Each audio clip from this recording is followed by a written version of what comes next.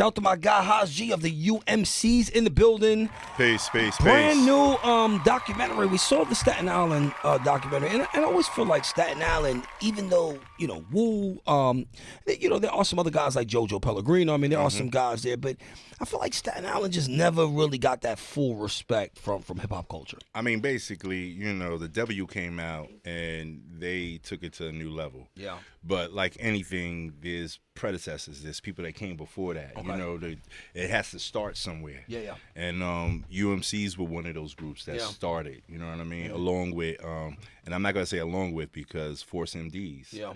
Force MCs, they came first, you know what I'm saying?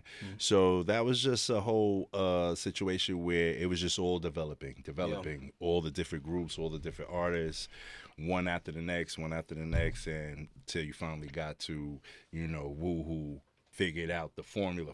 Yeah. You understand what I'm saying? Which is a natural process. It's evolution, you know? You know, the front runners, sometimes they don't catch the spoils. You know what I mean? It's who they open up the door for that boom. You know what I'm saying? Yeah. But everybody played a great position. Yeah. As an established record producer, do you feel like this quote unquote modern boom bap era is a spinoff of what we heard from RZA? You know, no drums, right? When you look at a record like Cream, right, and you listen to the original record, you could tell that, I mean, he may have layered something on top of it, but it's basically one and the same, right? So do you think that doesn't get recognized as where it came from? They kind of making it feel like this is something new, and it's not. I mean, it's a cycle repeating itself. You know what I mean? So I can't really say, you know, who's going to be the one to be the, you know, catalyst for it, because it was going on back then amongst different producers. You know, just certain ones stood out, you know, heavier than others. But it's evolution. It build and destroy. You know, what goes up comes down. It's all the same thing. It's just going to repeat itself. You know what I mean? On a different level. So, you know, I think a lot of the production is coming back right now. We kind of got tired of the, you know, the factory-made beats, you know what I mean? You think that was synthetic COVID, sounds. people going home? I talk about this a lot on the show where it's like, you know, previous to COVID, it looked like hip-hop was just on a downward spiral.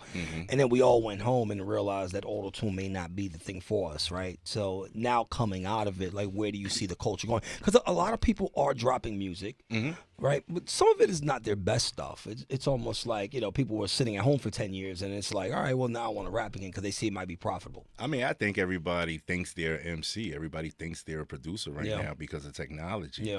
You know, we come from the grain where we had to study, we had to learn, we had to listen to records, we had to drop them on the turntables and figure out what we're going to do when it's time to make that beat. And everything was more or less analog. Now it's digital. Now it's swiping beats off of YouTube, and you know, there's not a lot of creativity involved. So what I think right now is happening is if you watch the industry imploding, the industry is imploding. No, it is. I'm just going to say that. Yeah, it is. Everybody has to go back to the drawing board.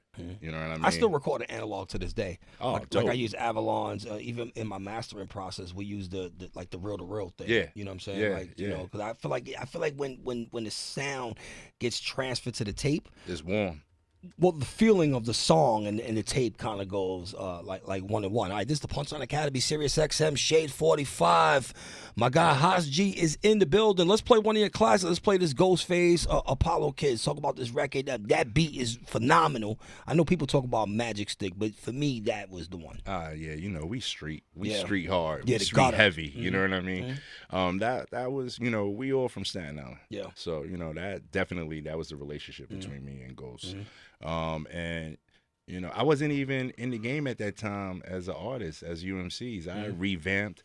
I changed my name. I came back as the producer, Phantom of the Beat. Yeah, Phantom of the Beat, yeah. And that's where a lot of people got lost at, you know what I'm saying? But, you know, me and Ghost got up. They didn't equivalent the two, that you were the same person. They couldn't. Yeah. They couldn't. It took certain people like a couple of years before they figured out, oh, that's the same kid from UMCs. Okay. You understand what I'm saying? Right. Which was good because I needed that. Yeah. You know, it was just rejuvenating. So me and Ghost put the record together. It came out. He had Ray on it. And that's when he came home. You know what I'm saying? So that was his single. That was his first single for coming back to the street. You know what I mean? Which was that was the best record for him at that time. All right, man. Classic Ghostface here on the Punchline Academy. This is Shade 45. Let's play some heat. We'll be back here on SiriusXM.